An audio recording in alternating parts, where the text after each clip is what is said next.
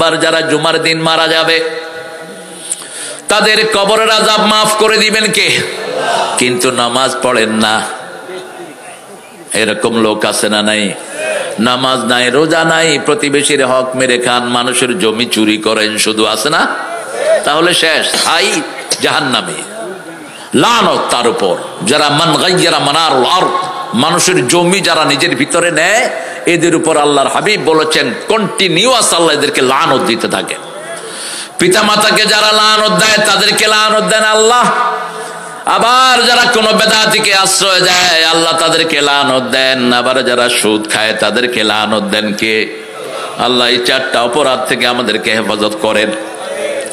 3 number, আল্লাহর দ্বীন প্রতিষ্ঠার জন্য যারা বুকের রক্ত দিয়ে শহীদ হয় তাদের কবরের আযাব মাফ করে দেন কে?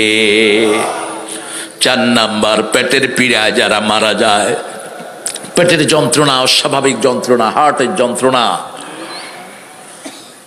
ক্যান্সারের যন্ত্রণা, ক্যান্সার যাদের হয়েছে তাদের সাক্ষাৎকার নেবেন, ভিতরে পুড়ে যায় সব।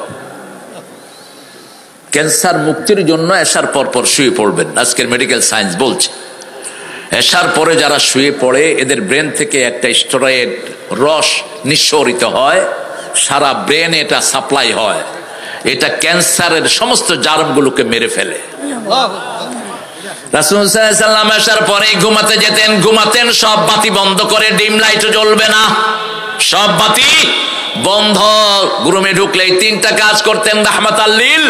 বুখারীর বর্ণনা, প্রথম তিনি আতফিন নূর, বাতি নিভিয়ে দাও। 2 নাম্বার বলতেন বিছনাটাকে ঝাড়ু দাও, বিছনাটাকে লুঙ্গির এক কোণা দিয়ে ঝাড়ু দিতেন রাহমাতাল লিল আলামিন। আজকের মেডিকেল সায়েন্স বলছে প্রতি 3 ঘন্টা পর পর মানুষের চামড়া পরিবর্তন হয়।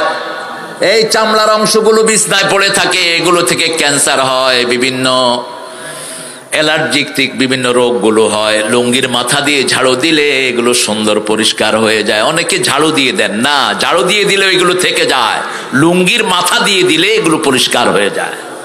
রাসূলের হাদিসে এই শব্দটাই উল্লেখিত হয়েছে। 3 নাম্বার, কোন পাত্র যদি খোলা থাকে ওই পাত্র ঢেকে দিবেন।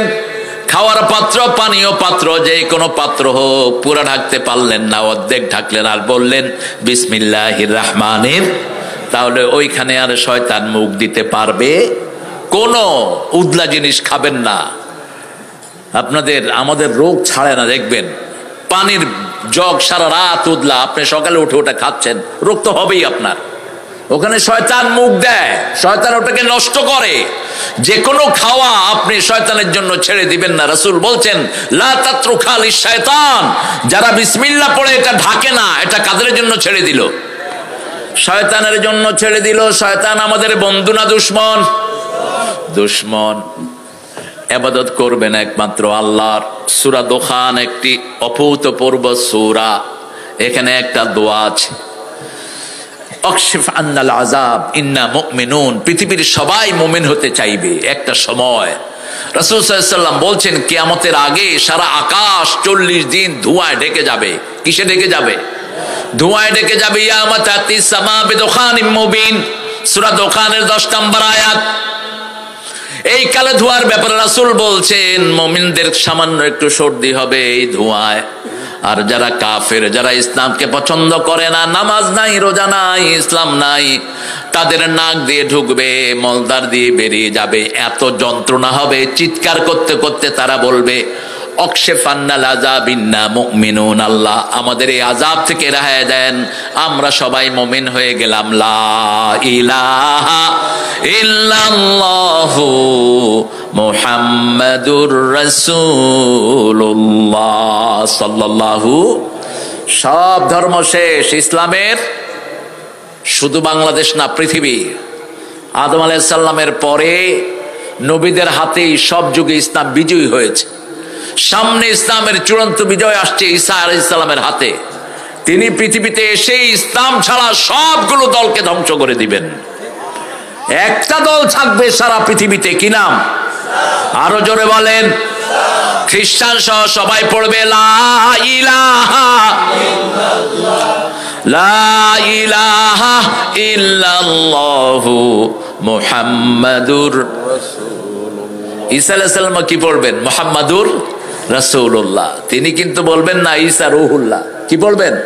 মুহাম্মাদুর রাসূলুল্লাহ। আমরা যেন মুমিন হতে পারি, আল্লাহ তৌফিক দান করুক। মুমিন হতে চান তো? সবাই চান? দেখি কারা কারা চান না। হাত আছে, ঠেলার চোটে উঠে যায় আর কি। আল্লাহ এই ঠেলারটা নিবেন না, আল্লাহ ভিতরেরটা নেন। এই জন্য আল্লাহর ইবাদতে কোনো লস। আপনি ভুল করলেও তিনি ভুল, আপনি ভুলে গেলেও তিনি ভুলে যান না। তবে ভুলে যাবেন এক গ্রুপকে, যারা অনবরত কোরআনের বিরুদ্ধে দাঁড়িয়েছে, যারা অনবরত কোরআন থেকে মুখ ফিরিয়ে নিয়েছে। সূরা তাহার শেষের দিকে আল্লাহ বলছেন, ওমান আ'রাদা আন যিকরি ফাইন্না লাহু মাঈশাতান দানকা ওয়া নাহশুরুহুম ইয়াওমাল কিয়ামাতি আ'মা। তোমরা যারা আমার থেকে মুখ ফিরিয়ে নাও, আমি তাদেরকে কিয়ামতের ময়দানে অন্ধ করে তুলবো। I will bring them in the day of resurrection as a blind, অন্ধ করে তুলবো। তারা বলবে, লিমা হাশারতানি আমা, why you brought us as a blind person? কেন আমাদেরকে অন্ধ করে তুললেন? আল্লাহ বললেন, কাযালিকা আতাতকা আয়াতুনা, আমার হাজার হাজার আয়াত দিয়েছি, 6666টি আয়াত দিয়েছি। সেই আয়াতগুলো তুমি ভুলে গেছো, আমিও তোমাকে ভুলে গেলাম। ও কাযালিকাল ইয়াউমা তুনসা, তুমি যেমন আমাকে ভুলে গেছো, আমিও তোমাকে ভুলে গেলাম। এজন্য উযকুরুল্লাহ ইযা নাসিত, যখনই কিছুক্ষণ চুপ থাকেন, জিকির হয় না, আবার যখনই স্মরণ হয় পড়েন সুবহানাল্লাহ, আলহামদুলিল্লাহ, আল্লাহু আকবার, লা ইলাহা ইল্লাল্লাহ। সাথে সাথে পড়েন উযকুরুল্লাহ ইযা নাসিত। যখনই মনে হয় আল্লাহর কথা স্মরণ করো, তাহলে যেই সময়টা ভুলেছিলাম ওটাও আল্লাহ জিকিরের ভিতরে শামিল করে দিবেন। কারণ তিনি হলেন সবচেয়ে দয়ালু, সবচেয়ে মেহেরবান। 60 বছর পর্যন্ত যারা রেগুলার আল্লাহর ইবাদত করে, 60-এর পরে গেলে অটো তাদের আমলনামায় ইবাদত যোগ হয়ে যায়। গায়রে মামনুন, গায়রে মামনুন, অর্থাৎ সে করবে না কিন্তু সওয়াব পেতে থাকবে। আপনি এখন 20 রাকাত নফল পড়েন, 12 রাকাত পড়েন, কিন্তু আপনার এই যখন 60 হয়, এখানে ব্যথা ওখানে ব্যথা, সোজা হয়ে হাঁটতে পারেন না, আপনি তখন এত করতে পারবেন না। আল্লাহর হাবিবকে আল্লাহ বলছেন, বলে দাও তোমার উম্মতকে, ওই যে যৌবনে 12 রাকাত পড়েছে, অটোমেটিক এটা আমলনামায় যোগ হতে থাকবে। জামাতে 5 ওয়াক্ত যেতে পারেন না অসুস্থতার কারণে, 60 বছর হয়েছে, প্যারালাইজ হয়ে ঘরে পড়ে আছেন, এরকম লোক আছে না নাই? বাকি সময়টা আপনার ইবাদত আমলনামায় জামাতে যাওয়ার সওয়াব দিয়ে দিবেন কে? সেজন্য এখন যৌবন যার, ইবাদত করার তার শ্রেষ্ঠ সময়। শাবুন নাশা ফি ইবাদাতিল্লাহি আযজা ওয়া জাল, রাসূল সাল্লাল্লাহু আলাইহি ওয়াসাল্লাম বলছেন, 7 ব্যক্তি আল্লাহর ছায়ায় ছায়া পেয়ে যাবে। সুবহানাল্লাহ। কার ছায়া? কার ছায়া? আল্লাহর ছায়া। এখানে আরশ নাই। আরশ মুফাসসিরিনে কিরাম কেউ কেউ ব্যাখ্যা করেছেন, ইয়াউমা লা যিল্লা ইল্লা যিল্লুহ, আল্লাহর ছায়া ছাড়া সেদিন আর কোনো ছায়া থাকবে? এখন আল্লাহর ছায়া কোথায়? আল্লাহ কেমন? আল্লাহকে আমরা দেখব। রাসূল সাল্লাল্লাহু আলাইহি ওয়াসাল্লাম বলছেন, সাতারাউনা রাব্বাকুম কামা তারাউনাল বাদর ফিল লাইলা, যেমন পূর্ণিমার চাঁদ তোমরা দেখো, সূর্য যেমন দেখো, মেঘ ছাড়া সূর্য, মেঘ ছাড়া চাঁদ, তেমনি কিয়ামতের ময়দানে সবাই আল্লাহকে দেখবা। এখন আল্লাহ কেমন? আল্লাহ আল্লাহর মতো, ঠিক না? ঠিক আল্লাহর মতো আকাশেও কেউ নাই, জমিনেও কেউ। আল্লাহ ছায়া দিবেন, যেই দিন কোনো ছায়া থাকবে, প্রথম ব্যক্তি ইমামুন আদিল, ইমামুন আদিল, প্রত্যেক লোক ইমাম। আলা কুল্লুকুম রাইন আকুল্লুকুম মাসউলুন আন দাইয়াতিহি, তোমাদের প্রত্যেকে ইমাম। ইয়াওমা নাদউ কুল্লা উনাসিন বিইমামিহিম, কিয়ামতের ময়দানে প্রথম আল্লাহ ইমামদেরকে ডাকবেন, নেতাদেরকে ডাকবেন, তারপরে কর্মীদেরকে ডাকবেন। প্রত্যেকেই নেতা। ঘরের নেতা হলেন পিতা, ব্যবসার নেতা ব্যবসায়ের মালিক, ওয়ার্ডের নেতা কমিশনার, ইউনিয়নের নেতা চেয়ারম্যান, উপজেলার নেতা এমপি, দেশের নেতা মন্ত্রী, প্রত্যেককে আল্লাহ ডাকবেন। আবার ব্যবসায়ের ক্ষেত্রে এরকম নেতা আছে না নাই? প্রশাসনিক লিডাররা আছে না নাই? আমাদের ওসি সাহেব, এসআই, ওসির উপরে এসপি, এডিশনাল এসপি আছে না নাই?